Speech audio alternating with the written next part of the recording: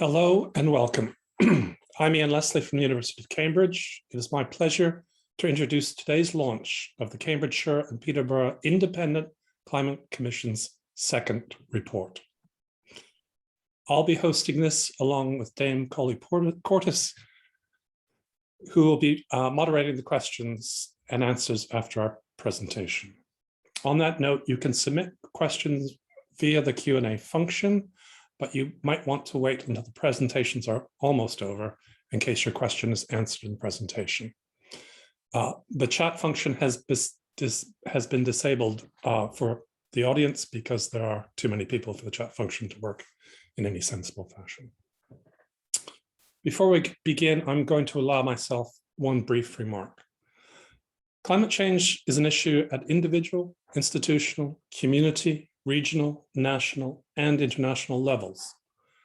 When the proposal to establish this commission was made, distinctive aspects of the region were cited as to why a regional commission would add value to the work of the National Climate Change Committee.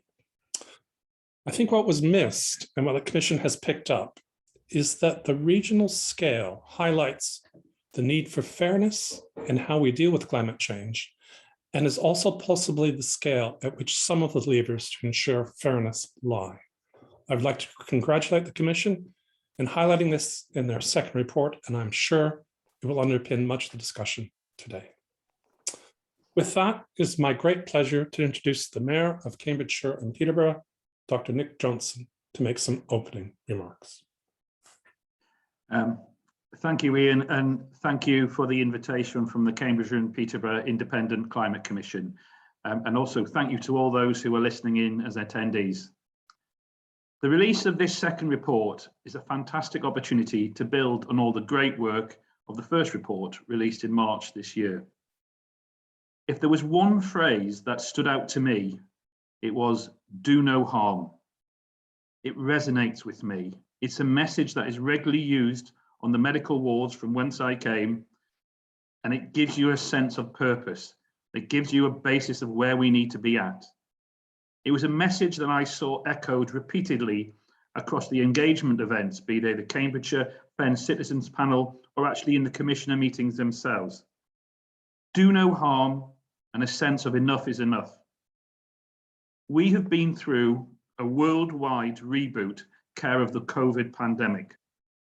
We see things in different ways. We want different things in our lives. We want to change our work-life balance. We want to appreciate nature more. And we have an understanding of the importance of our physical and mental well-being. So this, for me, is the time that has come to make a difference. No more words, real action. With the spectre of COP26 in Glasgow fast approaching, it's a perfect time to refocus and double, triple, quadruple our efforts to make those changes. And right here in Cambridgeshire and Peterborough is where we need to show the leadership, ambition, and strength to stand up and be counted. We've started. In June, Combined Authority Board responded and resolved to take action from the first report, and we will now reconsider the second report. Within the report, I was particularly pleased to see highlighted that as we make these recommendations to change, these recommendations will affect different parts of society and different parts of the area in very different ways. In dealing with climate crisis, yes, we have to provide the solutions, but they have to be just solutions. It is far too common to see that those who are most vulnerable, those most impoverished, those who have already suffered the most through a COVID pandemic, to continue paying the greatest price, the greatest cost.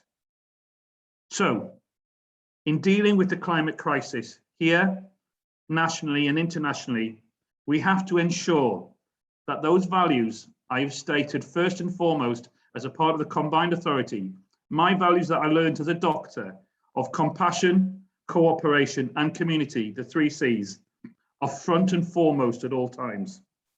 So to repeat, with the ethos of do no harm and the 3 C's, I am absolutely delighted to hand over to Baroness Brown and show and introduce all the hard work which I am very, very supportive of. Thank you. Thank you very much, Mayor. I'd just like to preface my presentation with 3 quick remarks. First of all, I'm talking to you today from Parliament. All normal parliamentary business today has been cancelled so that Parliament can pay its respects to Sir David Amess. And I would like to start, sorry, I've been deeply upset by what happened to him. And I would like to start by thanking all of our elected politicians for the hugely important work they do across the political spectrum, and in particular, the important work they do in meeting their constituents and working for them. That's not something I have to do as an unelected member of the House of Lords, and I respect them truly, and they deserve our gratitude and our support. Secondly, as the Mayor has said, we're 2 weeks away from the COP. We see global leaders still struggling to really, I think, come to terms with what they have to do for their populations to really make the changes that are needed. So it's great to be doing this at a local level where I think we can all be part of really making a difference. And thirdly, as the Mayor has also alluded to, a big part of our second report has been the fact that we have had an opportunity over the summer to consult with people and organisations in the region. And so I think we really have a voice of the region, which we have been able to integrate into our recommendations. And we haven't changed our high-level recommendations, which actually, as the Mayor's reminded us, have already been accepted. But we have a very strong recommendation coming out of the voice of the people of the region. That is about how those recommendations are implemented. And Rhiannon Osborne is going to talk about the work on the just transition. So I'm not going to tell you what that is. I shall leave it till I've finished speaking, and Rhiannon will talk about what it is we are now recommending to in terms of how our high-level recommendations should be implemented. So if I could have the slides now, please.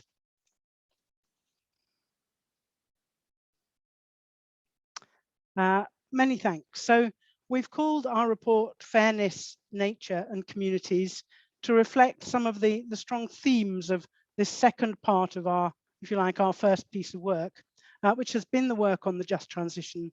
It's been a piece of work on the important role of nature and water and adaptation, and of course the engagement with communities and community groups in the region. So next slide, please. This is a picture of the flooding in Germany earlier this year. Talking to my climate scientist friends and colleagues, they say this could have happened to us. It wouldn't have taken a very significant change in the weather conditions for this rainfall to have been happening over the UK.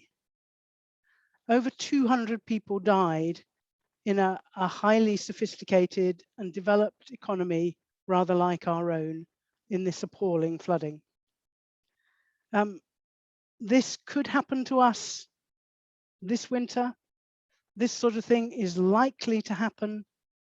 This sort of thing is going to get more common.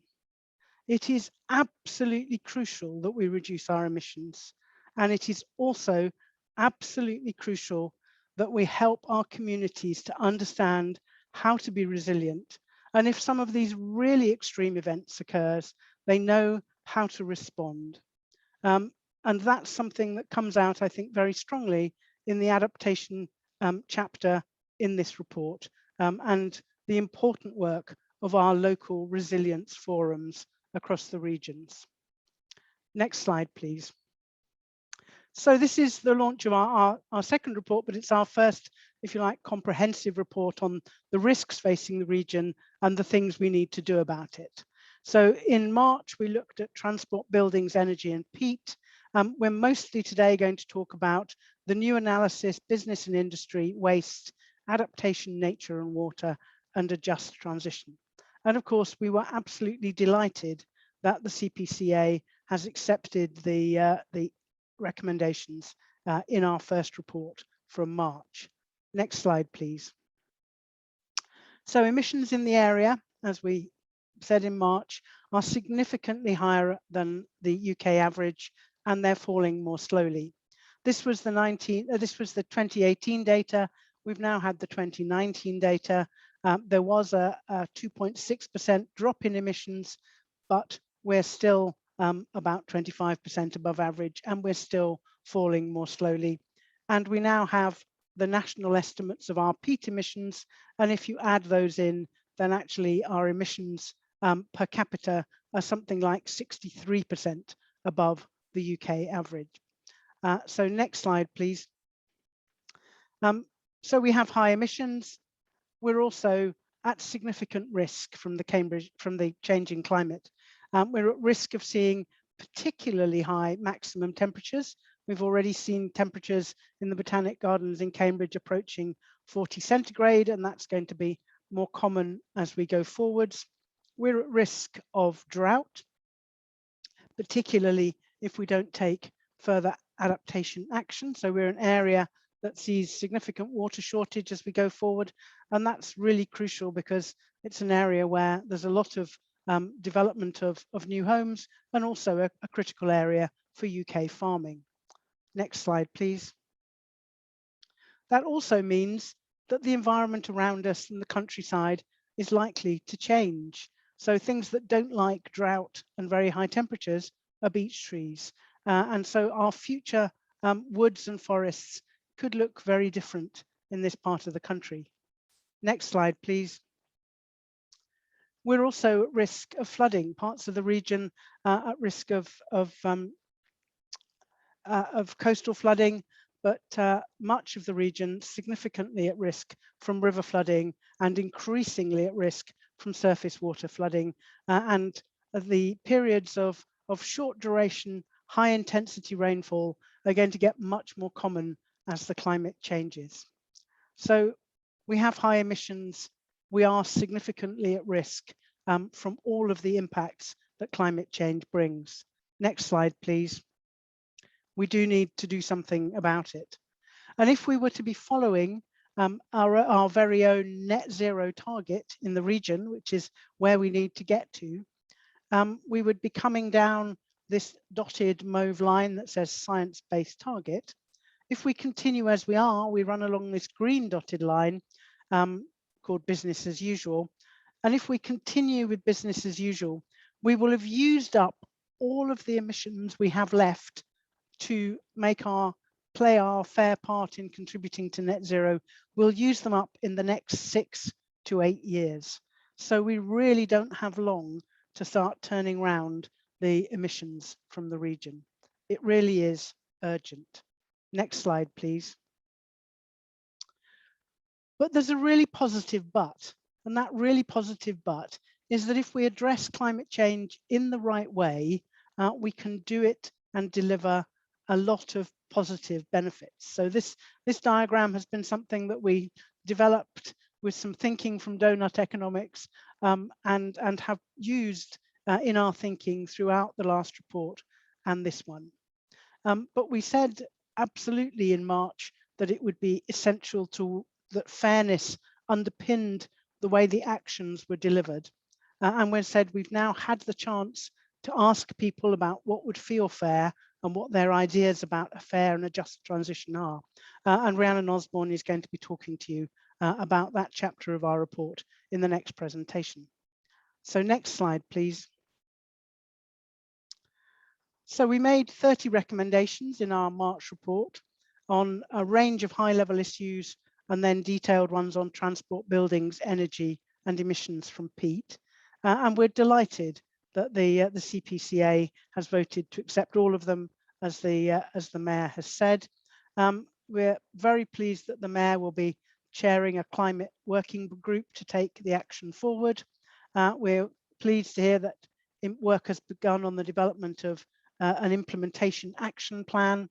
We're very pleased that there's going to be another look at the local transport plan with a much stronger emphasis on connectivity rather than on some big high profile initiatives. And we've been really impressed by the progress that the new Fenland Peak Committee has already made with the support of funding from the CPCA. So it's great to see that things are starting to move. We now, of course, are putting even more on the CPCA's table, another set of recommendations. And of course, we will be very happy to work with the CPCA team on helping it to think about how to deliver this task. Next slide, please. We really do all believe that this is a region that we are proud of and we can be even prouder of. It's a region that can show leadership. We've got fantastic universities and colleges and research centres. It's a region that is a great place to live, but can be even better with more green space, with better transport links, with fairness at our core, because we have some huge disparities in different parts of the region. And what has come across very, very strongly to us in the consultations has been how strongly the residents are, how strongly the region's residents are keen to play their part. They want the region to show leadership.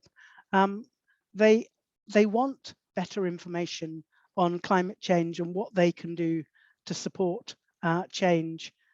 They want their communities to be engaged and communities to be taking action, and they want the recognition that the circumstances in different communities differ, and the kind of actions and the kind of support they will need will differ. But they recognise that we all have a role to play. Next slide, please.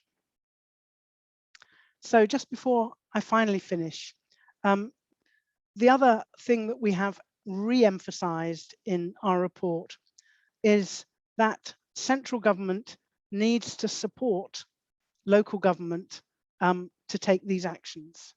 We need to see more devolution of powers and of finance.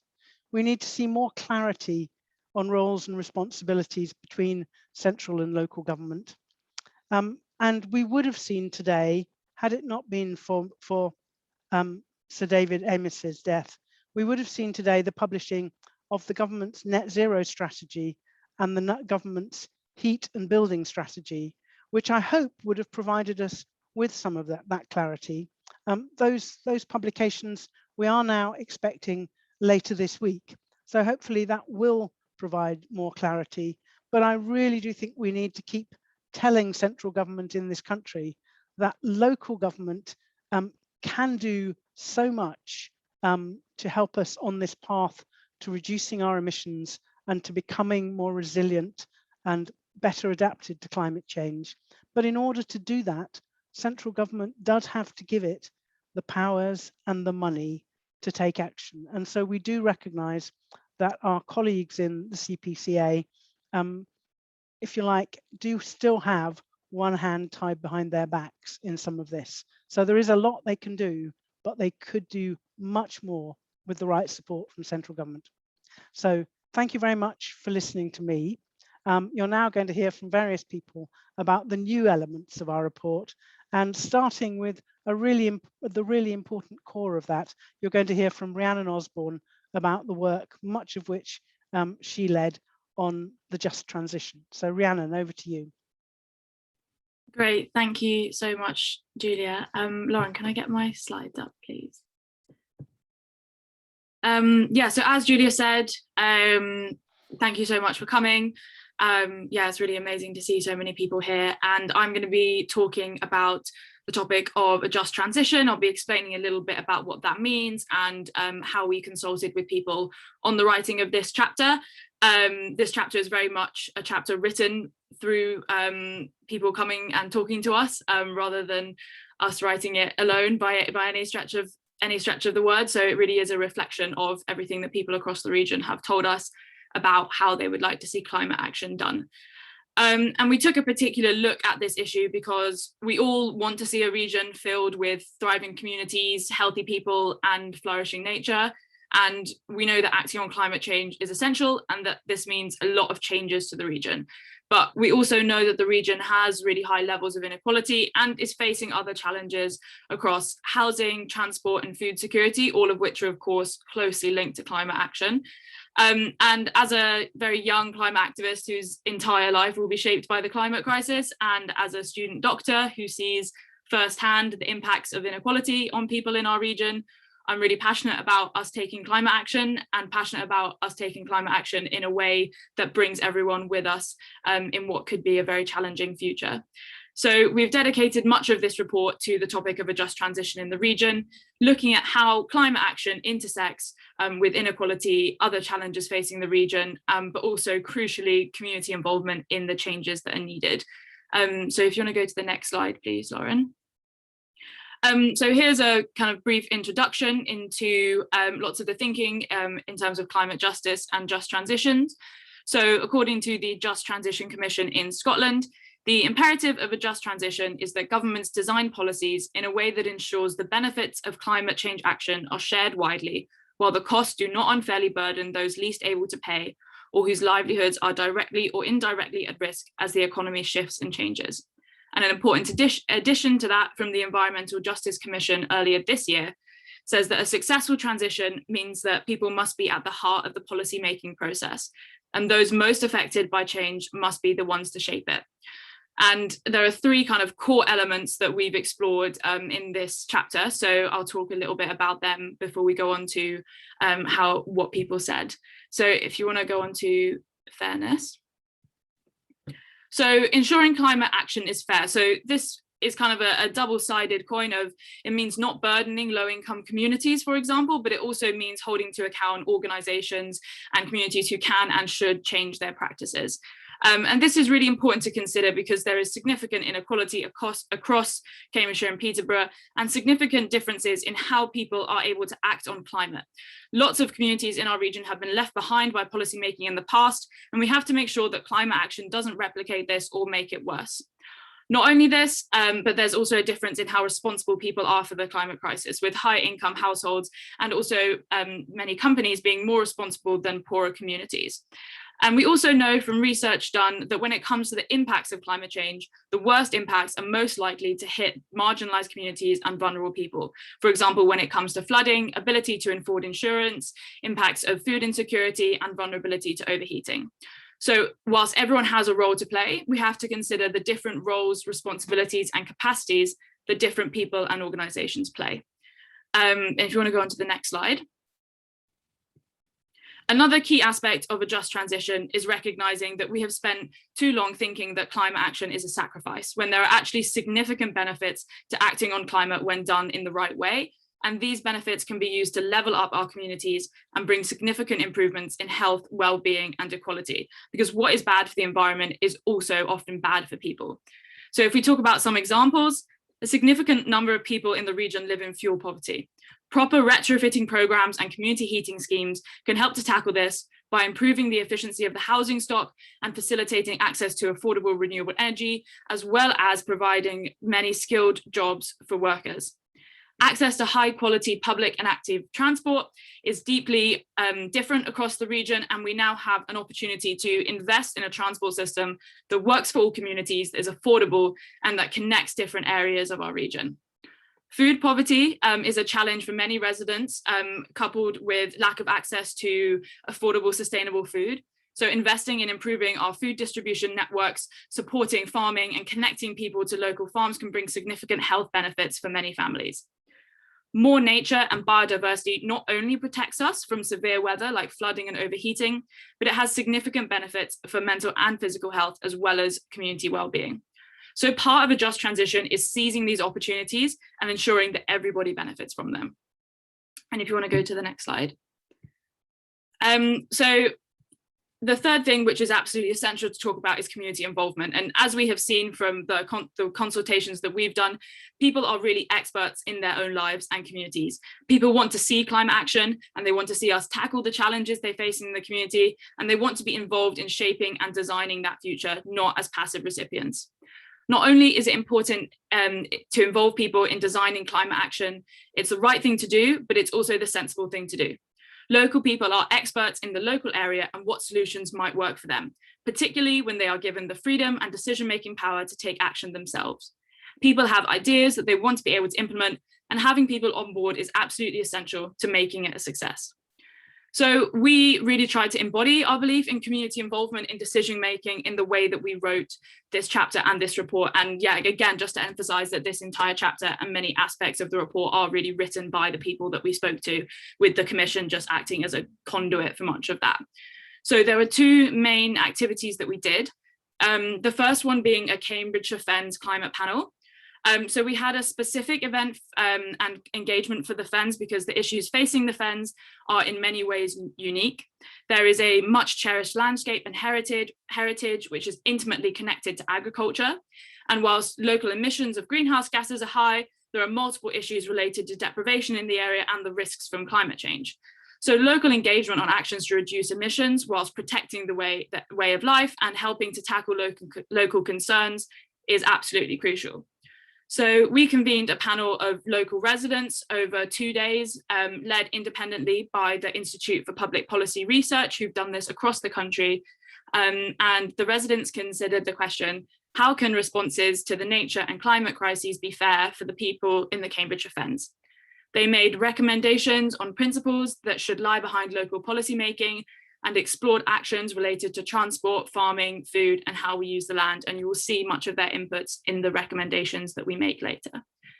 We also conducted 5 civil society consultations, again with independent facilitators, with civil society representatives from East Cambs, South Cambs, Cambridge, Peterborough, and Huntingdonshire. Each consultation lasted 3.5 hours, and numbers of participants varied from 10 to over 30. And participants considered principles for a just transition, barriers to actions, and what can be done to address those barriers, with a particular emphasis on housing, transport, employment, food, and water. And something which I really wanted to share with you today is you can see on the screen a word cloud of many of the things that participants said were their hopes for the future of the region. In our consultations, pride in the region and the connection of people to land and the rural nature of our area came through strongly, as did their desire to see a fairer, healthier, more connected and more resilient region. We used the outputs from these consultations to inform the upcoming recommendations and decisions. And the full reports from both of these will be made available on our website soon after the launch of the report, so you can look into the reports from the consultations directly. So if you want to go to the next slide. What emerged from the consultations and the research that we've done is a list of 11 principles for climate action in the region. We think these are incredibly insightful, useful, and aligned with many of our existing recommendations. And again, to emphasize that these were all designed by citizens across the region with particular input from the Fens, and we'll be recommending the use of these principles in policy making, but I'll come to that recommendation later.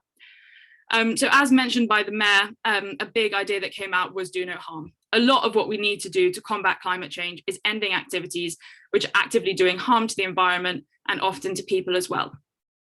Bold ideas and leadership and funding to be put behind climate action and tackling the climate crisis locally were also very popular, and people wanted to see the region being a leader for change. Another principle was that sustainability should be considered for everything and integrated into all forms of policymaking, which aligns well with the previous recommendation that we've made. Communication with people about climate and what action is being taken locally is essential, as is enabling local decision-making with meaningful involvement and power given to local communities. It's also important to think about the way that we design cost structures and other incentives so that for people, communities, and businesses, it always makes the most sense to make the choices that are sustainable and regenerative and in line with the region that we want to see.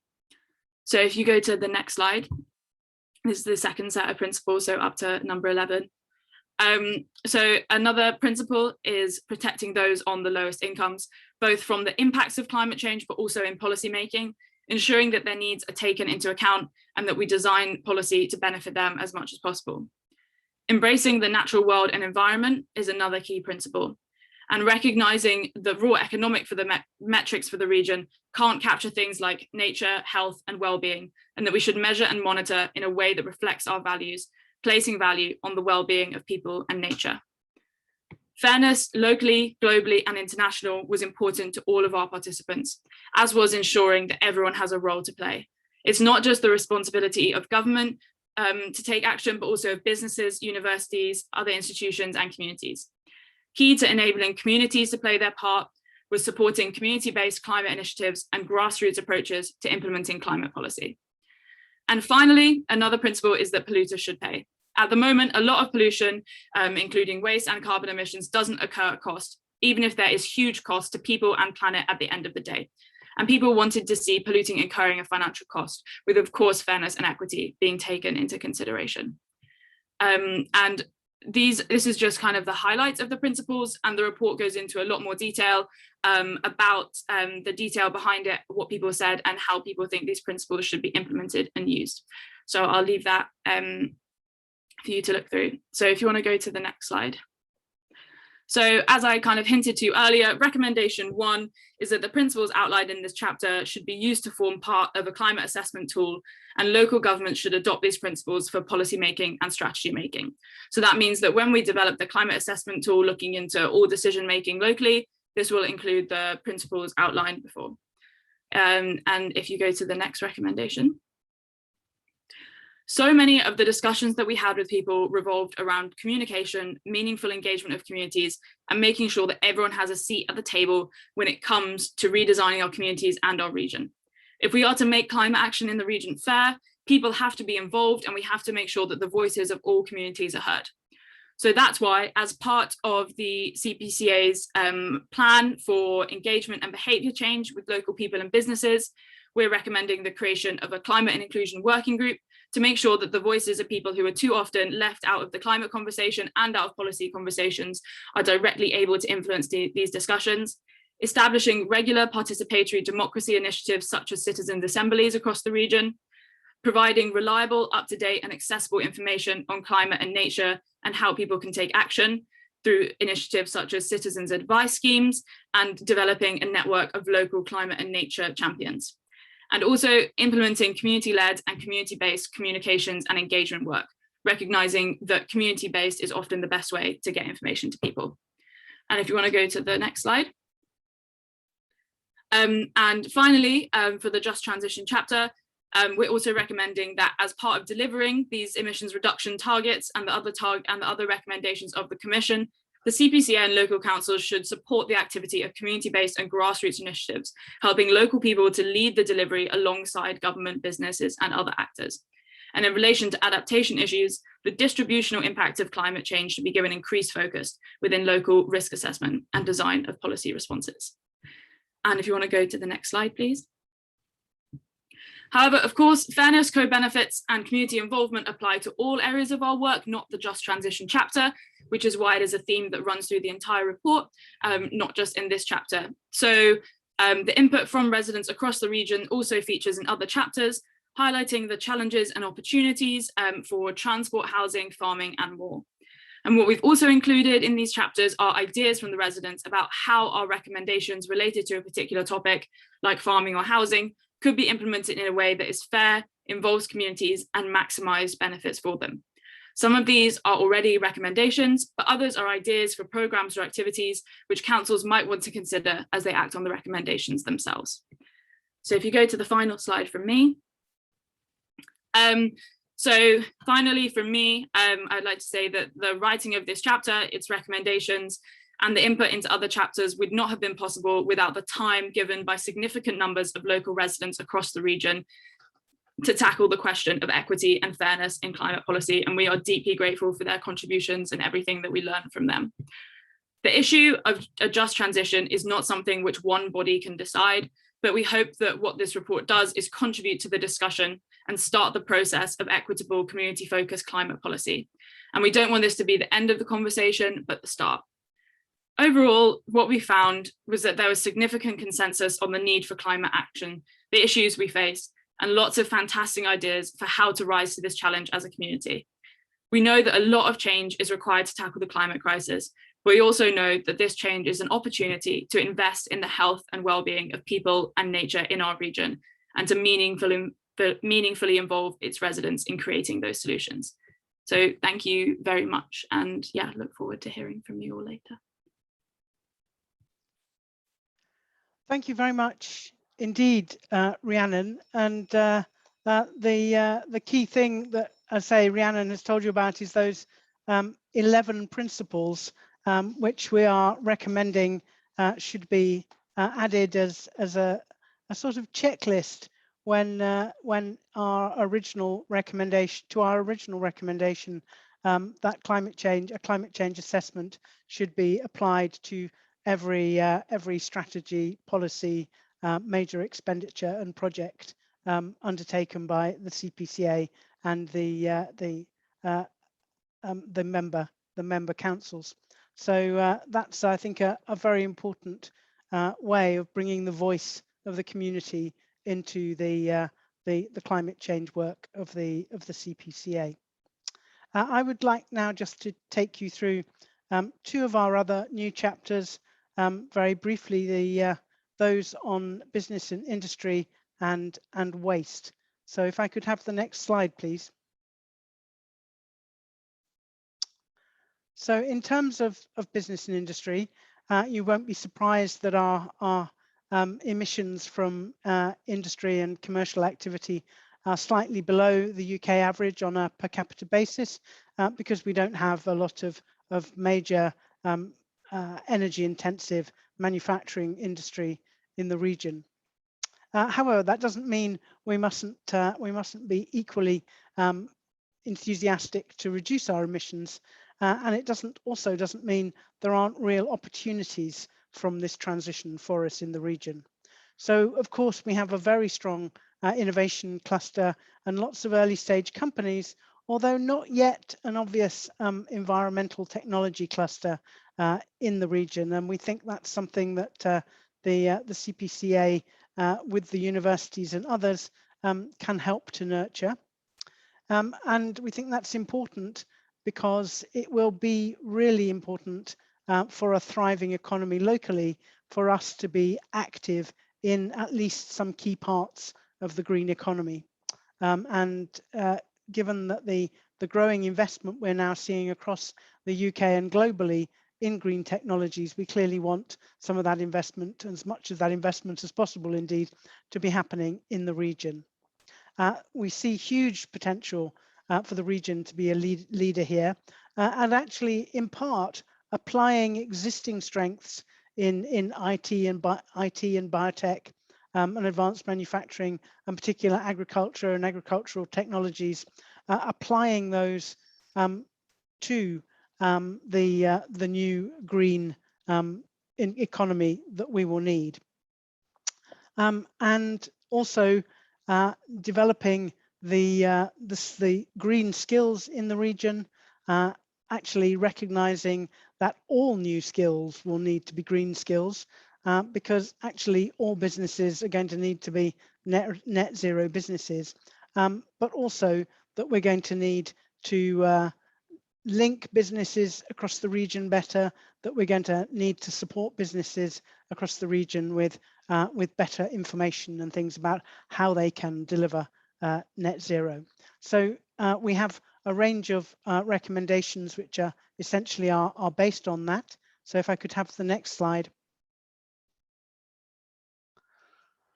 So we see there's a role for the CPCA in facilitating and being the nursemaid for nurturing the development of a really exciting vision for a green economy, the growth of a green economy in the region, both by 2030 and by 2050. So working with organisations like Cambridgeshire and the equivalent Peterborough organisation, many apologies, I've forgotten its precise name, who are doing work of this sort, but really using the convening power of the CPCA to really make this a highly impactful vision about the economy of the region, but also meeting climate goals. There's a forthcoming regional skills strategy, and we believe very much that green mustn't be an add-on to the skills strategy. Green must be what the skills strategy is about, because every future job is going to be a green job. It may be it's a job in logistics, but those logistics are going to need to be zero carbon logistics. So we shouldn't think there's jobs and there are green jobs. All jobs need to be green jobs. So the skills strategy needs to be a green skills strategy.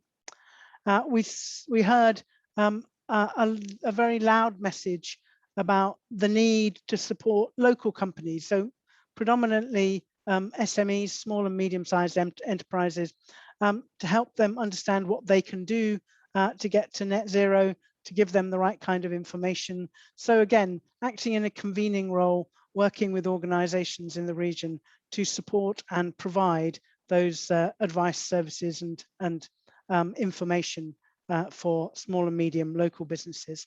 And indeed, perhaps also encouraging those local businesses to get a move on with a bit of competition. So a kind of regional race to zero, perhaps a mayor's low carbon business charter, really inspiring local organizations and businesses to get going down this very important path on the way to net zero. And if we move on to waste with the next slide, please. So waste emissions are always challenging wherever they are. Actually, in the region, we do quite well on waste. Our recycling rates, for example, are currently good compared to the average for England, although they do vary across the region. But we will struggle to completely eliminate waste emissions, but there is a lot more we can do.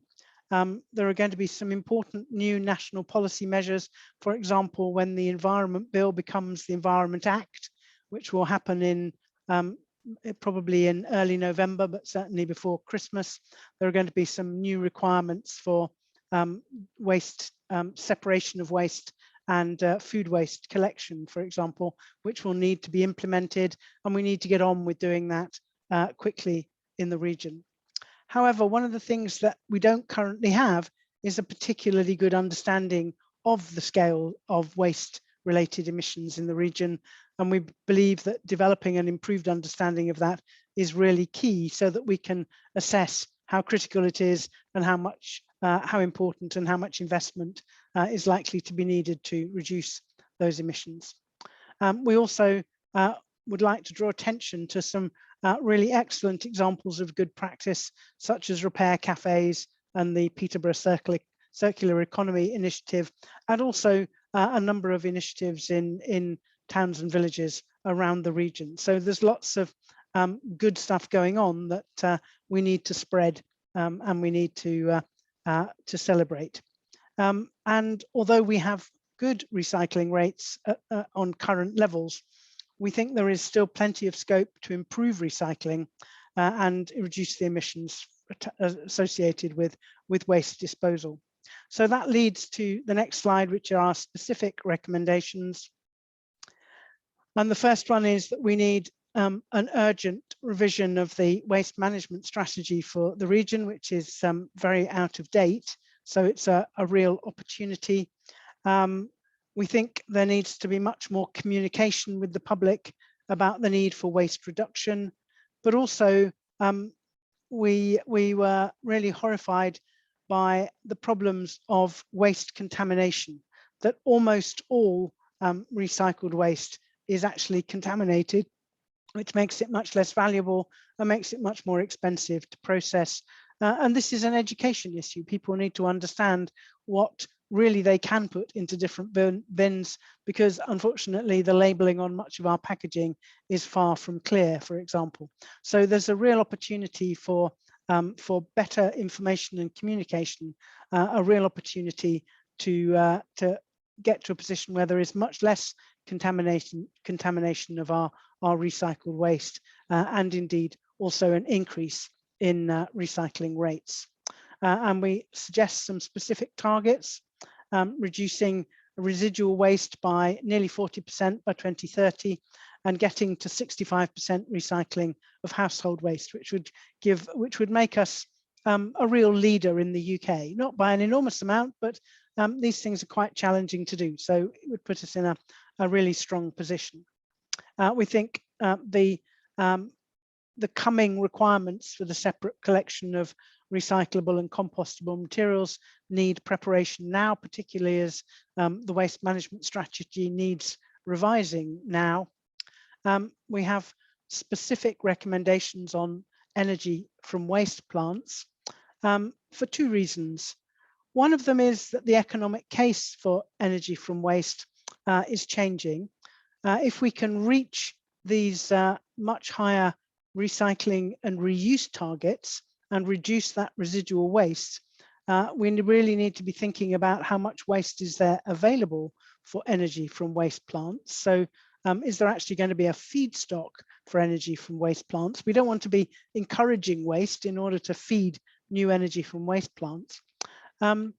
So there's that part of it. There's also on the economic side that there will be a requirement for carbon capture and storage to be fitted to energy from waste plants in the future, and that will significantly increase their cost. So again, another impact on the business case.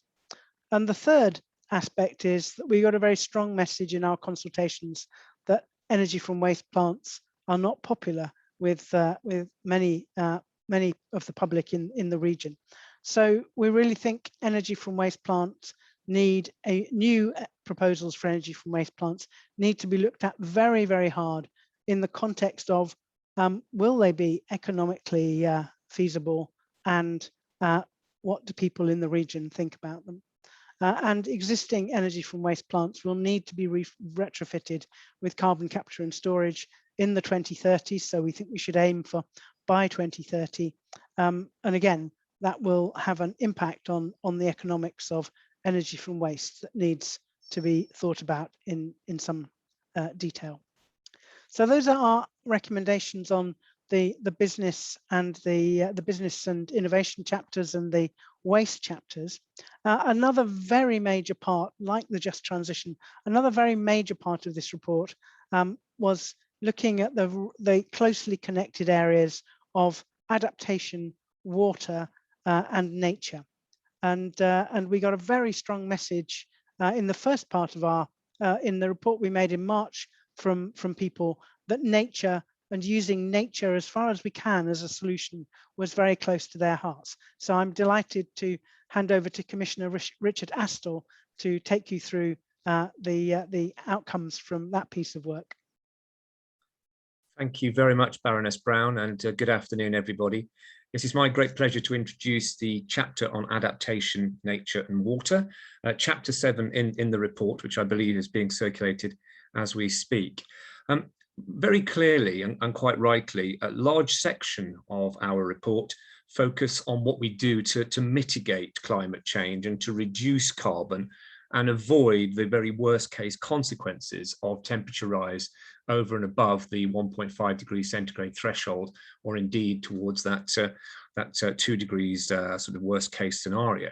But it's very important that we recognize that this is only one side of the coin, and that we don't forget that many of the impacts of the increased carbon in our atmosphere are already, if I can use the expression, baked in. They are going to happen, and therefore we have to prepare for them now. So as well as mitigating the carbon that continues to be pumped into the atmosphere, reducing that significantly to achieve those net zero targets, we need to think long and hard and act now and decisively to adapt to what are not risks, but are actually issues, if I can use that distinction, and managing the consequences of that change. And a key concern that I think is quite apposite that we're talking now, a key concern that's being expressed at the moment is that perhaps we are not focusing enough on this aspect of the agenda. And it's not being discussed or addressed either by government, local government, business or individuals in the way it should be. And therefore it was quite stark that the Environment Agency's own press release last week for its latest report was entitled Adapt or Die, and was making the point very clearly that whilst mitigation might, and these are its words, might save the planet, it is adaptation that will save lives now. And I think that takes us back to the very graphic picture that Baroness Brown put up at the beginning of her presentation of the dreadful, tragic floods in Germany last summer, which could well indeed happen here or anywhere as we go forward. And the Environment Agency's sort of, I think, best case predictions were about winter rainfall that will be up by around about 6%, irrespective of what we do now to reduce carbon, with summer rainfall down by about 15%, peak river flows up 27%, and higher summer flows 82% lower than current. Now, those are significant impacts, significant changes to the way we not only live our lives, but we produce our food, our agricultural industry, and indeed our daily lives, if we think about those changes. So it's vitally important that we consider this as part of this report. And this is what Chapter 7 has been looking at. And we have very deliberately linked adaptation with the agenda for nature and the agenda for water management, because we do think that in many respects, these things can come together. And at the heart of our recommendations in the report is that through a very ambitious and a very driven nature-based approach to managing water, to managing land, we can achieve some of the adaptations we want across Cambridgeshire and Peterborough, delivered not only by business, local government, landowners, farmers, but by individuals themselves in the things that they can do to adapt their houses, their gardens, their environments to take cognizance of these effects. So our recommendations, as we look at them, really focus on two aspects, I think. I mean, you can divide them many ways, but essentially there's something around awareness and risk, and then there is a key solution that we're offering around nature and integrated water management.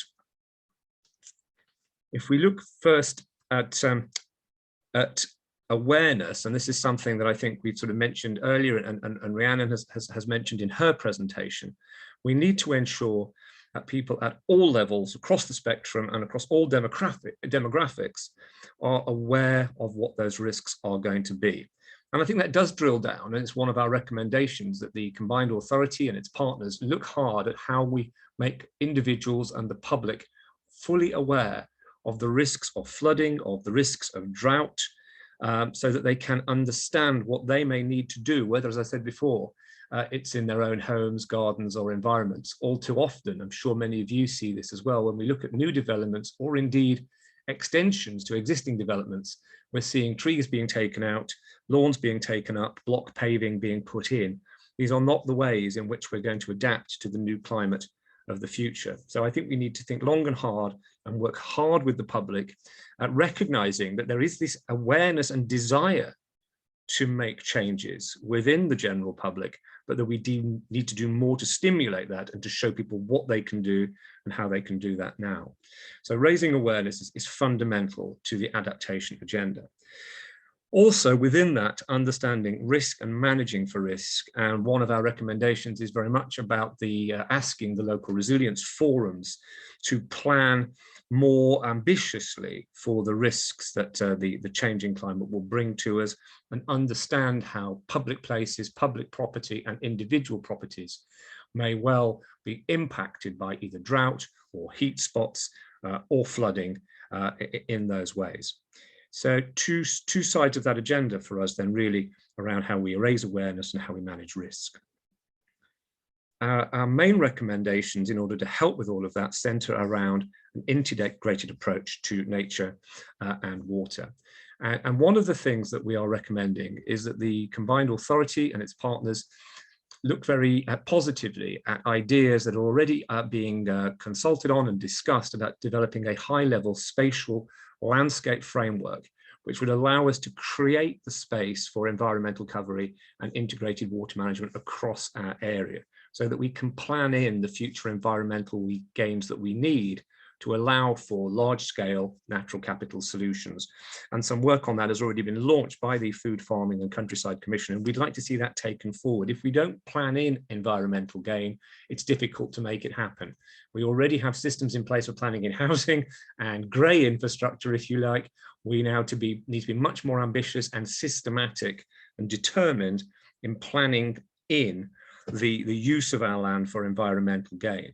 And I think within that, we recognise fundamentally the crucial role of landowners and farmers and how they manage their land going forward, how they maintain the great success of our local agricultural and food producing industries, and are able to adapt to the changing climate themselves. And I think more than anything, we need to give them clarity and certainty about how that can happen, and also avoid any paralysis by the sort of delays that seem to be happening at the moment for bringing in new agricultural subsidy regimes. So if there's anything we can do to look at transition arrangements to encourage greater environmentally friendly land use, then that also is one of our key recommendations. Integrated water management is going to be vital. I think many people on this call, I've had a quick look through the participants, I recognize many names who feel just so strongly how important it is for it to get a grip on the water stress within our area, which, if it isn't managed properly, is a huge constraint on what we can achieve in terms of the improvements we want for quality of life and for health and for growth and house building in our area. So again, recommendations in the chapter are around how we develop better integrated water management, how we continue the good work with our partners at Anglian Water, Water Resources East and the Environment Agency to plan for water catchment, and indeed as well to reform water industry natural environment programs so that we can benefit from more ambitious projects of wetland creation. We also look within all of that about how we can support the doubling nature ambition. Those of you who will know me know that I am also chairman of Natural Cambridgeshire, and our ambition has been set out and indeed endorsed by the local authorities and by the combined authority and many businesses too, of the importance now of doubling nature across our area, recognizing not only that it is right and just, and I think this relates back to the just transition, to address the nature depletion that has happened in our county over many centuries. We are one of, if not the most nature depleted county in the country, and that's not something to be proud of. It doesn't reflect sufficiently what could be the thriving, flourishing nature in our area and how much of an advert that can be for this as a place to live. So doubling nature is essential, we believe, to the adaptation agenda. As I said before, we're calling on the combined authority to look at the development of a high-level spatial framework that can help us plan for nature, not just hope it happens, and create the habitats we need. We are also recommending the establishment of a multi-million-pound doubling nature fund, environment fund, whatever you want to call it, that can operate across a number of funding models to finance habitat creation, nature recovery, bringing in public, private and third sector investment. And that would be about supporting both not only nature recovery for nature's sake, but also access to nature to improve health and well-being. We also think it is important for us to at least consider positively the case for adopting higher biodiversity net gain targets than currently proposed as mandatory minimum. You may be aware that that mandatory minimum is going to be set at 10%. We really would question whether we can achieve what we want to in the county in Peterborough if we remain at that minimum, given the challenge we have of our depleted resources. And we fundamentally echo the points that Rhiannon made about community-led initiatives here. We have seen through our own work and through demonstration projects, such as the ones around Peterborough in the John Clare countryside and in East Cambs on the washlands, around how communities are just anxious to get on and help recreate natural habitats, store carbon themselves, create pollinating banks and fields. There's community activism out there, and we must do our best to harness it and to support it, but also to let it flow, to let those 1,000 flowers bloom, if you like, by creating the right environment in which local people can look after their environments, their natural resources themselves. So a series of important recommendations, all of which we think are eminently deliverable. We do believe, the group of us who were involved in putting this chapter together, that this is an area where we can make rapid progress if we turn words into actions quickly. And we would encourage everybody to think that way. But we also think that there's great hope in this agenda. Yes, there are tremendous risks around the consequences of heat and summer temperatures of 40 degrees centigrade, of flooding and drought. And we know that some of this is going to happen and we can't avoid that. But if we take the actions that we're recommending in this chapter, we can improve our lives in so many ways, not only by adapting and managing those risks, but actually by therefore delivering cleaner air, cleaner and more water, more nature, both for nature's sake and also for people to enjoy and benefit from. So healthier lives, more prosperous agriculture, a stronger sense of community cohesion as we take action together. So there really is much to look forward to and to celebrate in this agenda. So I commend our chapter to you all. I'd like to thank very much a number of individuals and organisations who've been involved in putting it together: the Wildlife Trust, the RSPB, Anglian Water, Royal Haskoning DHV, Cambridgeshire Head, Opportunity Peterborough and Water Resources East. And of course, thank all my fellow commissioners for their hard work in pulling together these important and strong recommendations. And of course, my thanks to you, Baroness Brown, for your leadership. Richard, thank you very much for that. Thank you, Baroness Brown and Rhiannon, for three really excellent presentations, which have given a wonderful flavour of the report so far. We now have time for some questions from the audience, from attendees. I have three emerging in the chat. The first two, perhaps we can tackle them straight away. Both of them relate to waste. I'll read them out. The first from Daniel Laycock. Many planning applications in local authorities, transport plans by the CPCA, proposed plans on carbon emitting developments such as Wisbeach incinerator and Woodhurst incinerator. How can this be climate action where more carbon will be released into the region when there is a plan for carbon reduction? And the supplementary to that, how can the mayor be for net zero when the CPCA is going against his own plans on net zero for the report? So Julia, I think perhaps Baroness Brown, perhaps I'll suggest, given you covered much of this in your presentation, you might want to tackle that comment briefly, and then perhaps I'll turn to the mayor for a supplementary comment. Well, I wondered, Polly, whether we might ask the mayor to speak first, actually, because I know he said he's reconsidering some of the transport plans already, and perhaps it would be better for him to speak first, and I'll catch up afterwards, if that's okay. Good plan. Can I turn to you, Mayor? Big questions, but it would be helpful just for the point of clarity from Daniel, if he'd also put down that he's the leader of the Green Party and he is making a political point there. And I'm somebody who wants to cooperate across political parties. The mayor is for carbon net zero. I'm absolutely wedded to kind of what has been trying to achieve from the Climate Commission. If you're talking about decisions made around incinerators, their planning applications are done by individual district councils, and unfortunately I don't have direct responsibility for them. I can express my concerns around them, as I have done in many areas.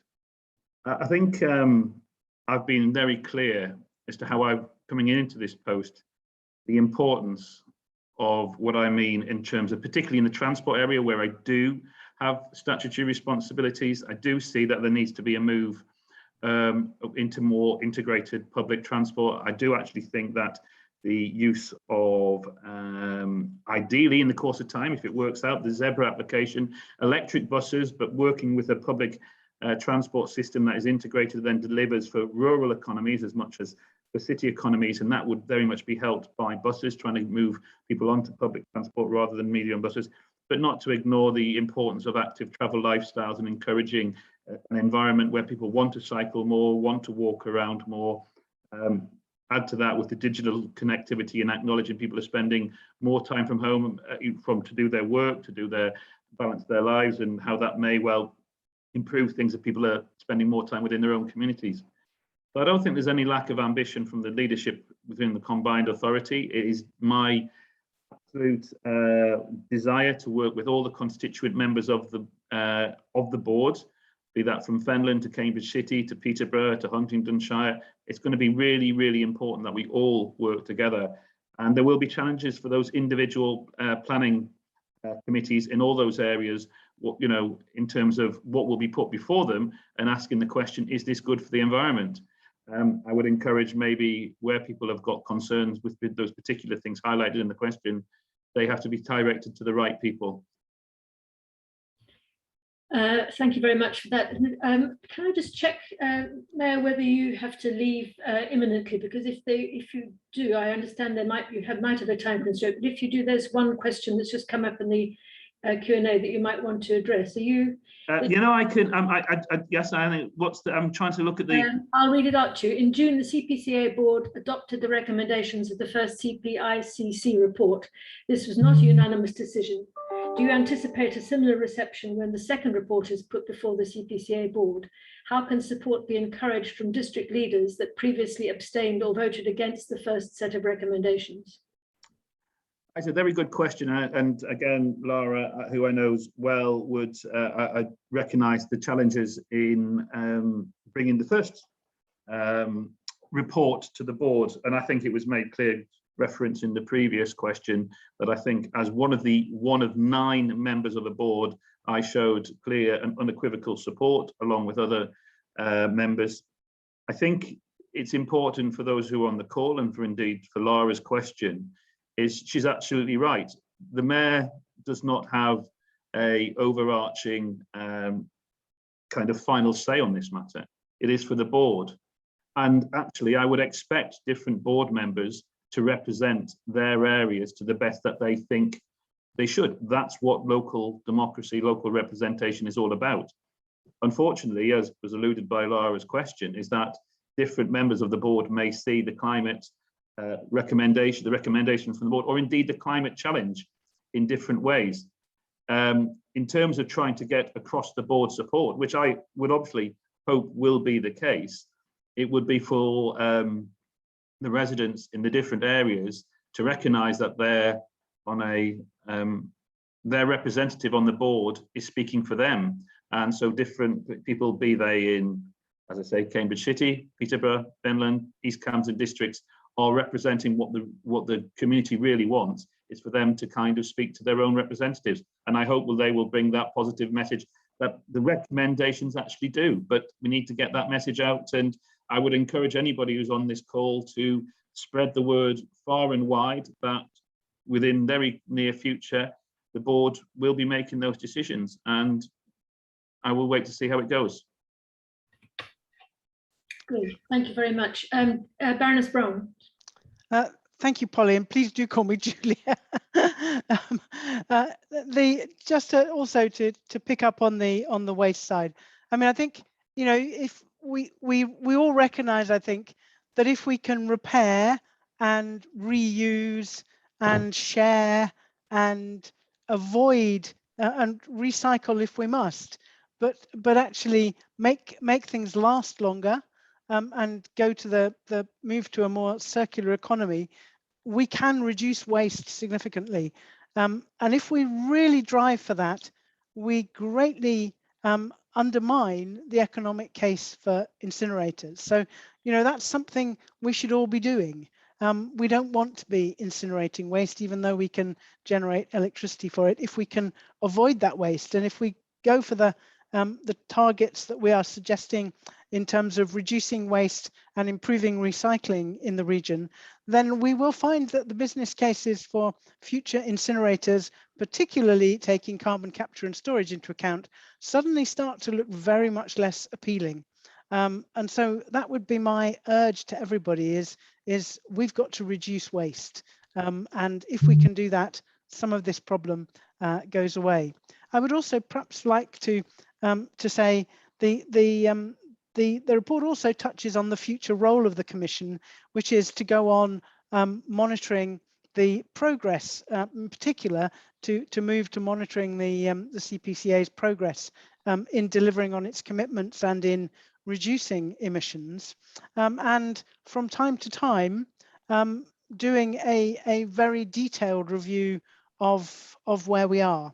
And the Mayor has specifically talked to us about doing one of these another of these deep dive reviews before the end of his term of office, in order to have a really good look at how much of this under his leadership, the CPCA has been able to deliver.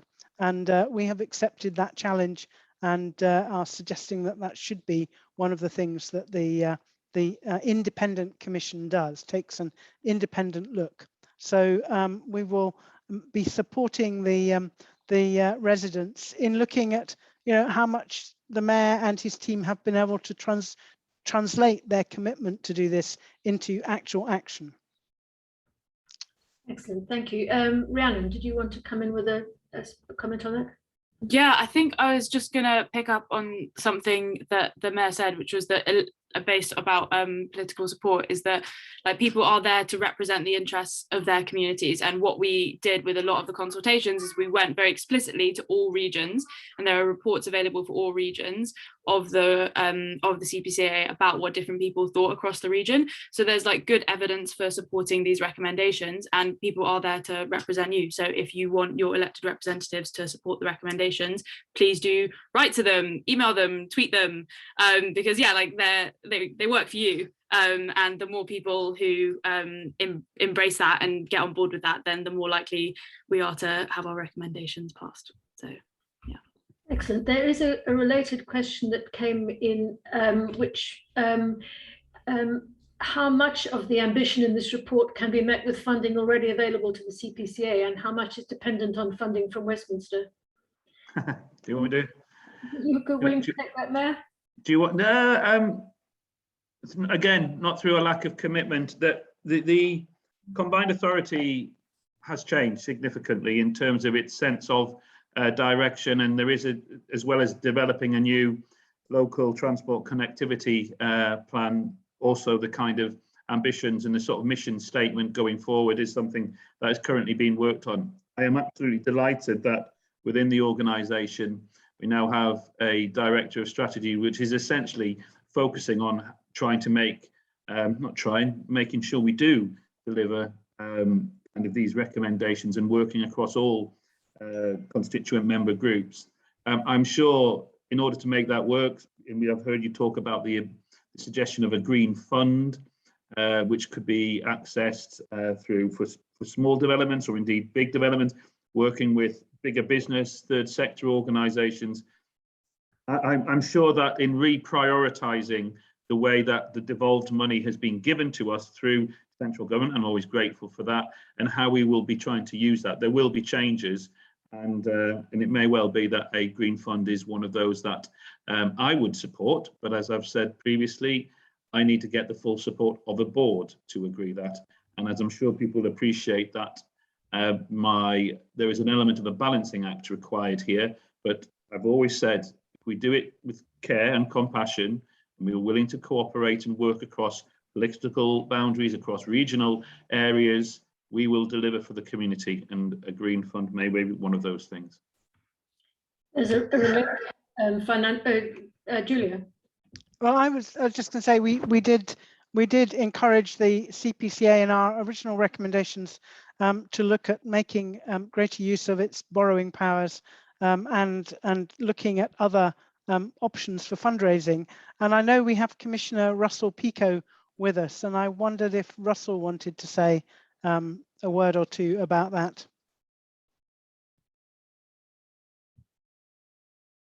Thanks, Julia. As you say, we focused on this in our first report, and it's been amplified in the second report. I think there's a balance around the funding which will come from central government. I think there's a lack of clarity, which hopefully will be dispelled quite soon. I think there is a lot of investment capital that is interested in long-term infrastructure in the United Kingdom. In my own sector, the pension funds, they're very interested in supporting the decarbonisation journey.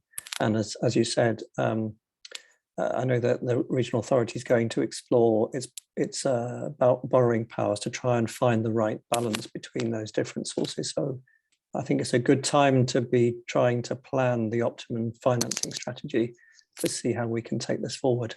Thank you. And can I just come in? I would agree with what Russell's saying. I will more than happy to explore all avenues, but just to reiterate, in order for it to happen, I need to get full board agreement, or at least a majority board agreement. And I wouldn't necessarily know if that was a guarantee. But so again, there are some balancing acts in terms of politics.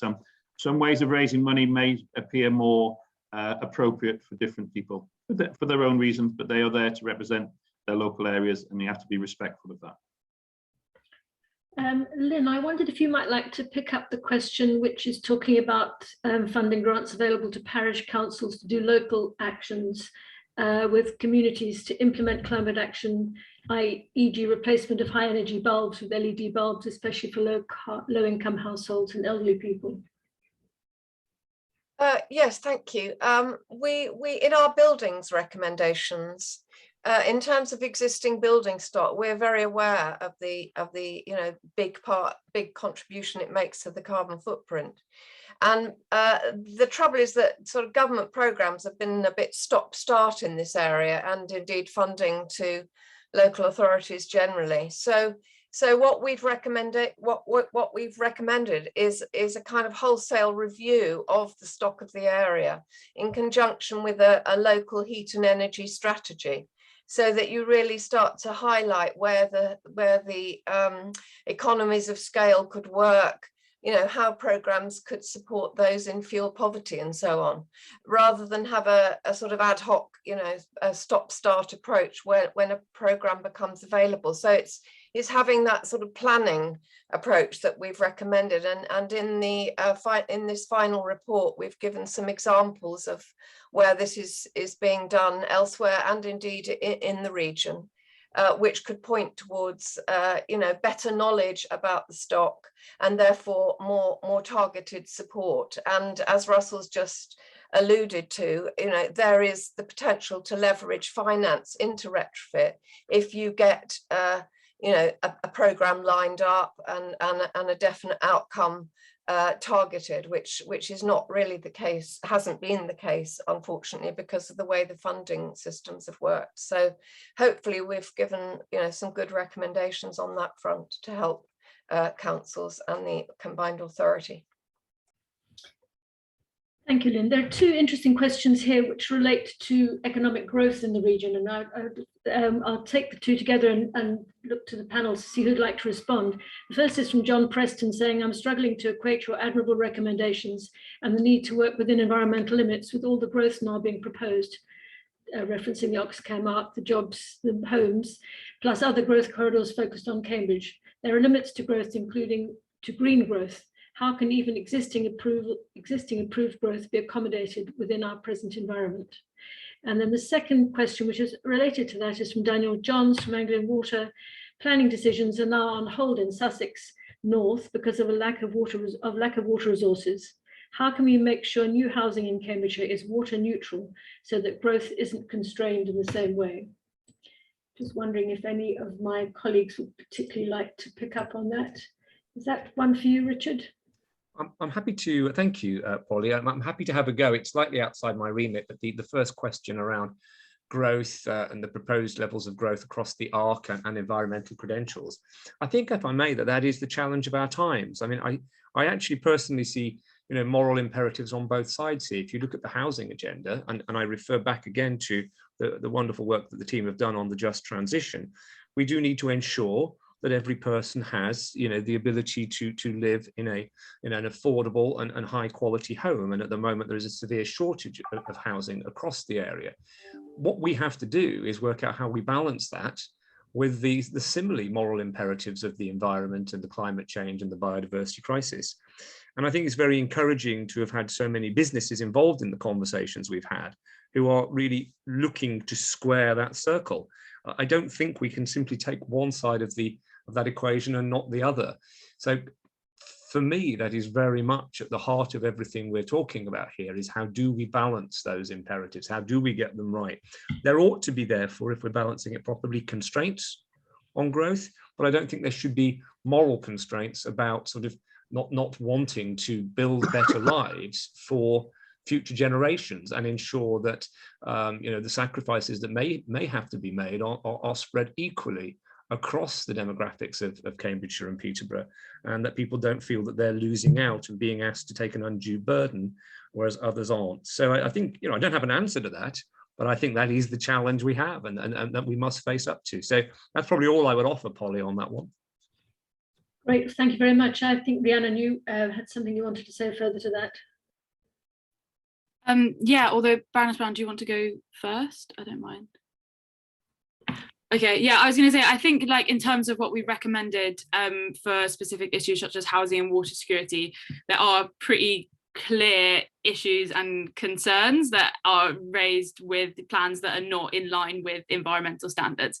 And I think that is a very justifiable position because you know you don't have to build houses that are detrimental to the environment. It's not like a be all end all. Like, we can challenge people to do better and to meet housing crises in a way that doesn't take away from our ability to live on a habitable planet. So I think a lot of it is about kind of dispelling the idea that it's a binary, and that but saying that, of course, you are right that there are limits even on kind of what we can grow in a green way. And I think key to this is the fact that traditional economics can be very short-termist, because if we don't do this and manage our resources in the right way, cost of growth that isn't sustainable is not like a true economic flourishing, because it comes back to bite later down the line if those houses then get flooded, or if the climate crisis hits worse than necessary because we haven't properly prepared for it. So I think you're absolutely right in raising the concerns, and I think we have put a lot of kind of strong recommendations in what kind of growth should be allowed to go ahead. But I think it kind of goes beyond this in terms of like, do we want to measure our success as a region only in terms of economic growth, or do we want to make sure that plans are incorporating the health of our communities, the health of the nature in our communities, the ability of people to live in affordable housing, of course, and to have their human rights met.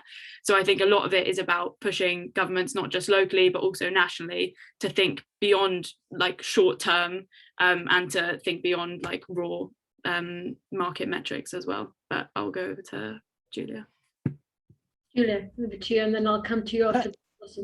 Thanks, Rhiannon. And I was really just going to follow up on Daniel's specific point, which is that I really do think we don't yet take enough account of water efficiency in our homes. I think we do need to be putting in a region like ours, we do need to be putting the very highest water efficiency standards on new homes. It's good to see the government is talking about water efficiency labelling on appliances as well, which is well overdue. But actually we need to see it on every piece of every plumbing device, every tap, every shower head, everything that is installed in a water system needs to have a water efficiency mark on it, so that we can put really, really tough standards for water efficiency on, because we in the UK use far more water per person per day than many of our European colleagues. And you know, we really should be aiming to get down to, I think, in areas like ours, well below 100. We should also be looking at how can we move water between for domestic use between one water area, one water company, and one water area another. And we should still, I believe, be driving much harder on the water companies in terms of reducing leakage. So I think and water metering, of course, is something that we should be doing a lot more of. But I actually think water metering in our homes, like the energy meters we now have, is something we need, because the water metering in this country is something that individual water users can't see, only the water companies can see. I think, you know, I want that in my kitchen alongside my energy meter, so I know how much water I'm using, and so I can recognise when I need to cut down. Thank you, Polly. Thank you very much. And I think, Russell, you had something you wanted to add further to that. Thank you, Polly. I just wanted to perhaps make an overall comment around this economics question, because when I think about this and I listen to the discussion, I think of the enormous amount of change and the opportunity that change brings for us to create good, sustainable green jobs to support the decarbonisation journey of the region. And there's a very strong emphasis in this report around the role of business and the importance of businesses, small, medium and large in the region, cooperating and learning from each other to create those very good quality jobs right across the region to support the decarbonisation journey. Thank you, Russell. I just want to pick up a couple of questions here which relate to transport, and maybe Greg Archer, you may want to respond.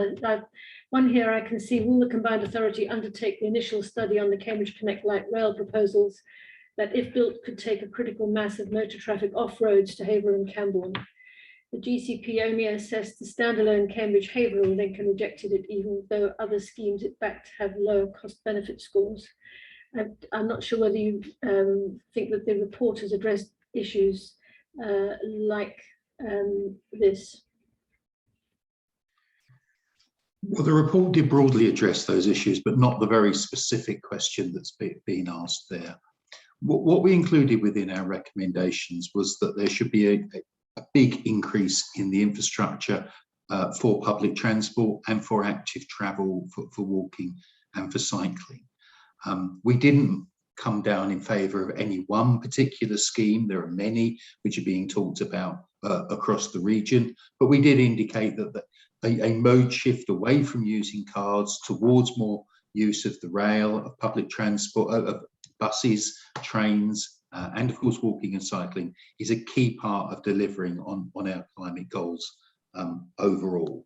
But in relation to that specific point, no, we haven't looked at individual schemes which are being looked at.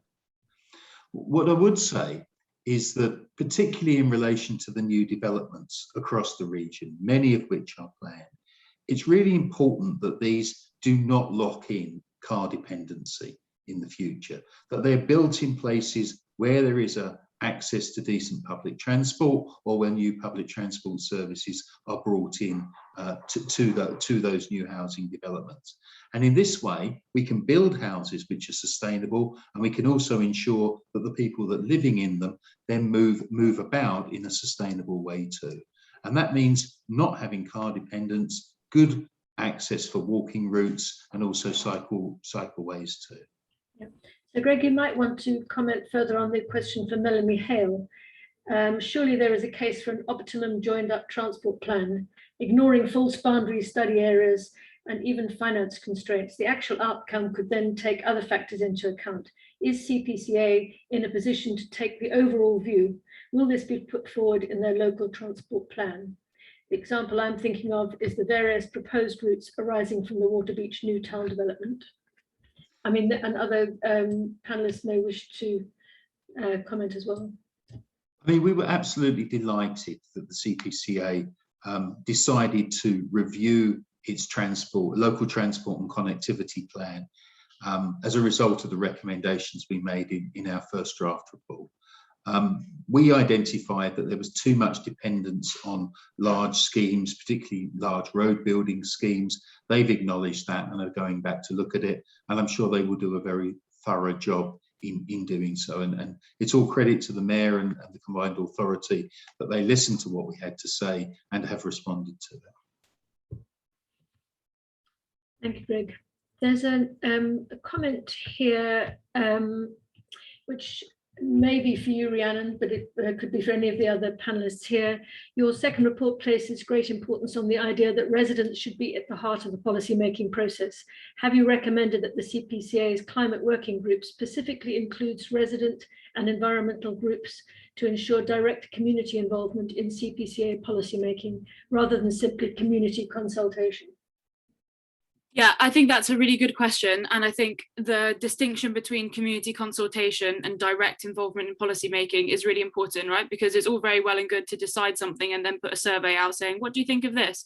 Whereas actually, like, what we want to see is what we've recommended is direct democracy initiatives, right? So that's what we recommended is direct involvement in policy making, right? So it's like what we did with the Fens panel over the weekend, where you have a group of residents, you have a question, you say, this is the challenge, we are trying to design policy or policy recommendations about, what are your thoughts? And then you structure a conversation so that people have the time and the space to ideate and to come up with solutions themselves, rather than choose between a set of already pre-made solutions in like a survey or something like that.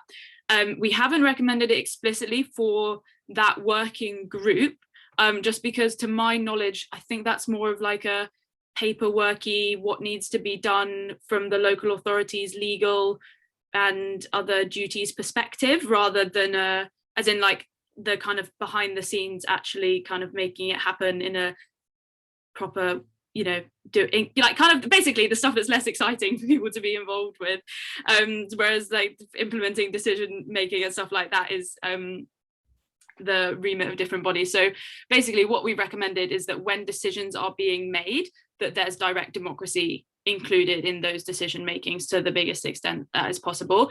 And we've recommended the creation of the Climate and Inclusion Working Group, which will have kind of regular dialogue in decision making and in processes. Because also something that we've got to consider is there is a lot of time and labour for people to permanently sit on committees, and a lot of the time, like not everyone has the time to do that. So I think in answer to your question, not that specific working group because it's potentially not the right place for it, but direct democracy initiatives have been recommended, and we're big fans of, and we use them to write the report. And a standing working group on climate and inclusion has also been recommended. Yeah, so I think that's what I'd say to that. Thank you. I'm happy, Polly, sorry, I'm happy to come in. I'll have to be my last response, and I just wanted to say thank you for all the questions.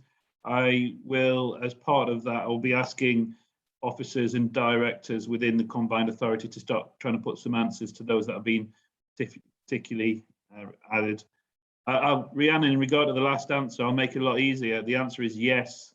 I've already sat down with a strategy director about trying to implement the idea of this climate, not climate cabinet, but a climate working group.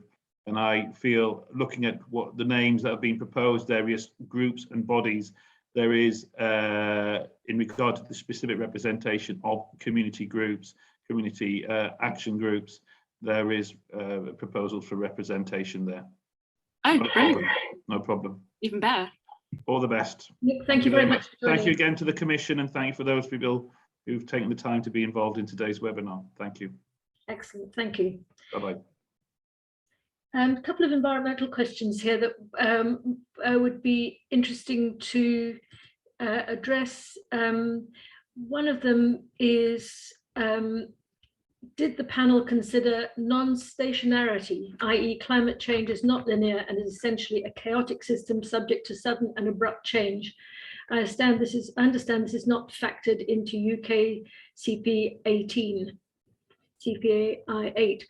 I wondered, Emily, whether you would like to pick that up, and alongside another question which was around taking into consideration, this is from, I'm just looking for where it's gone, this was from Daniel Johns, around the likelihood of extensive flooding affecting different parts of the region. Is that something you could pick up? Yes, so Baroness Brown showed some of the assessment of future flood risk for the region in her initial presentation, and it's something that we is very much a concern for the region.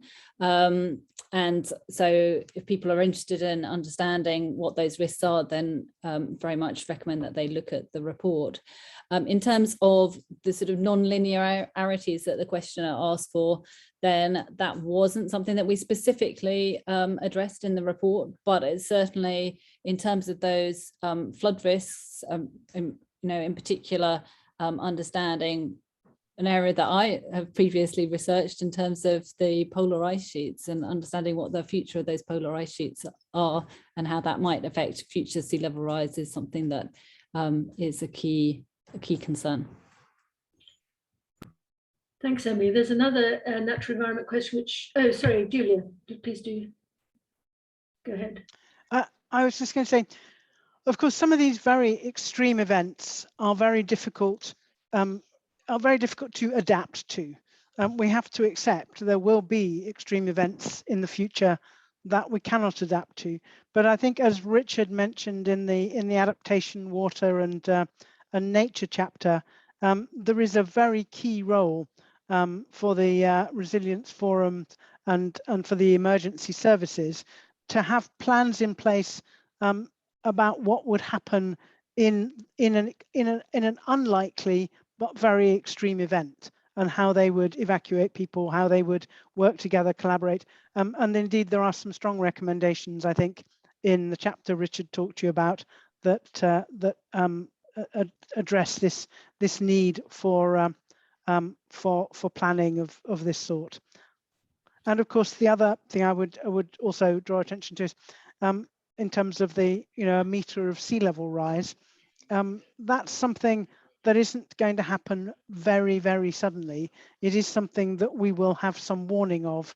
And again, that's the kind of thing that the National Climate Change Committee's advice to government that was published in June this year on the third climate change risk assessment covers. And that's something that the chapter Richard talked to you about highlights that needs to be taken into account. Thank you. And Richard, you might want to pick up this question, which is also in this natural environment area. Does the natural environment chapter include any specific targets for habitat creation, e.g. for tree planting, woodland creation? Without specific targets, is there not a danger that everyone will sign up to the concept of doubling nature without necessarily committing to anything that will deliver improvements in practice? Thank you, Polly, and thanks for the question. I mean, the short answer is no. We've opted not to have specific targets on individual habitat creation. I think that's something we can continue to consider further within the doubling nature work stream that we're already taking forward. I think part of our thinking there was that in many ways the targets would have to be tailored for each district because they're very different landscapes and there is no sort of one size fits target for the whole area. We have to remember that there are a number of different habitats that we will be looking to create. Tree planting is hugely important, and there's an awful lot of government policy and in funding incentives to support that. It's not necessarily the most appropriate habitat creation, or indeed the one that will help with adaptation the most quickly. Wetland creation is something we're very keen to look at too, in terms of holding water back, raising water levels, at the same time working with the agricultural community to see how that can support new technologies and new food sources of the future. So it's not something we've put in place for those reasons. I also don't think, though, that therefore will mitigate the efforts to double nature generally. I suppose personally I'm not necessarily target driven in that way. I think part of what I said in my introduction to the chapter is what we need to do, I think, is both a top-down approach where we've already identified the sort of 6 key landscapes that we want to sort of focus on for nature recovery and access to nature and healthy communities. But just as importantly, it touches on some of the conversations we've just been having. We would like to encourage, every community to have a doubling nature plan. And I think one of the questions that I've seen in the Q&A is that we are looking to identify funding sources for that. We have a couple of pilot projects going ahead at the moment. And in that sense, letting, every community do its own thing, and rather than being target driven, being almost input driven, activity, planting, creation, I think will help us achieve what we want to. But I would say, and I know the questions come from Councillor Sanford, I'm very happy to have that conversation with you, Nick, and keep talking about it. And if we feel that a target would help, I'm happy to discuss and keep taking that forward. Thank you. We're almost out of time, but there's one question here that I thought would be interesting to pick up, which is how can this excellent work find its way into education and culture? The science is clear, the economics are clear. However, the education system is failing climate change and culture. The stories we tell ourselves, this can play a vital part in rapid change. So I know this is something which is very dear to Rhiannon's heart, but if other members of the panel wanted to comment, I'll look out for your hands too. So over to you first, Rhiannon. Yeah, I was going to say, I think there are some really fantastic groups doing work on this who we can look to kind of amplify. In terms of schools, Teach the Future is a national campaign run by 2 good friends of mine campaigning to get climate education into schools. And in terms of what we can do locally, we should absolutely be talking to and engaging with local schools. And in terms of arts and culture, there's a really great organisation called Culture Declares and Arts Declare, who are doing work about making sure that the arts are contributing to positive climate communication. And I think that's definitely something to consider when the local authority comes up with the communications plan, because a lot of the time people don't change because of statistics. Sadly, a lot of the time people change because of stories and emotions and because of feelings they have towards their local environment or their local community and how much they want to take care of it. So I think it is absolutely essential to not just talk about the science and the economics, but to talk about the stories and people's real life experiences of climate and the climate crisis. And I think there were some other questions related specifically to how we want people to be communicated with and getting buy-in from individuals, but I can answer those, but I give other people a chance for the culture question first. Any of the other panelists want to make a comment? We've got time for we've got about 2 minutes left, so I'm just Is that one for Emily to pick up, perhaps? I know Cambridge Zero has some ambitious plans for in integrating climate change across the curriculum at the university.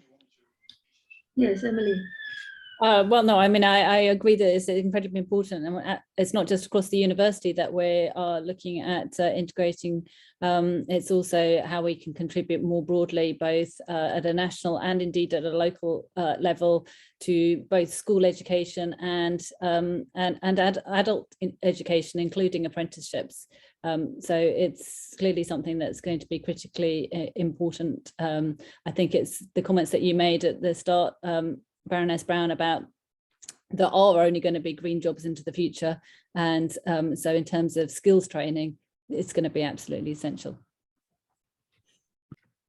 Excellent. Well, I think that's a very good point to bring this conversation to a close. I'll hand back to you, Julia, for any concluding thoughts, and if any of the members of the panel have any burning final comments, perhaps you could give them a chance. I think Rhiannon has one more burning point before I hand back to Julia. Go for it, Rhiannon. You have to be quick, otherwise we're going to run out of time. Yeah, okay, so quite a few people have asked in the chat about how we get individuals to make climate friendly choices no matter what community they're from, and I think this is absolutely essential to think about, right? But we need to think about climate change in terms of people's daily lives, right? Like, if it is cheaper and easier for you to use your car than it is for you to use public transport, and public transport doesn't take you to where you need to be for your job or for your caring responsibilities, that's almost an unfair thing to ask of people, is to do this for the environment, right? But what we need to be saying is, do this for you, right? Because we're going to change the public transport system so that it works for you.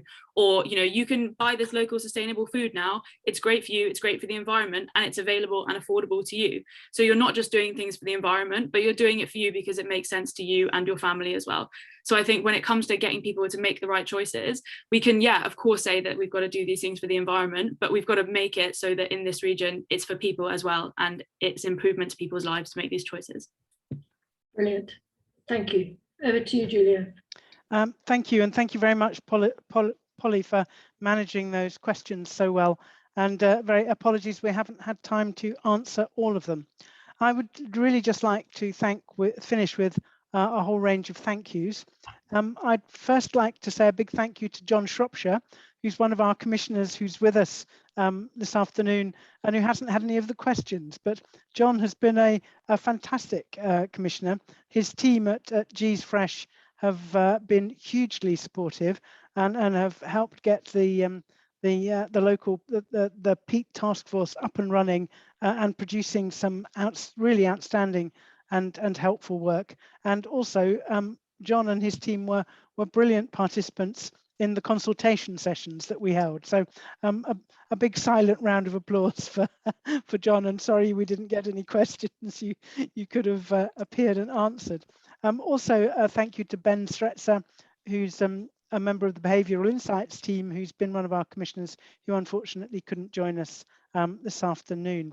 So yes, so a very big thanks to all of the commissioners and all of the CPCA staff, and indeed all of the council staff around the region who've supported us.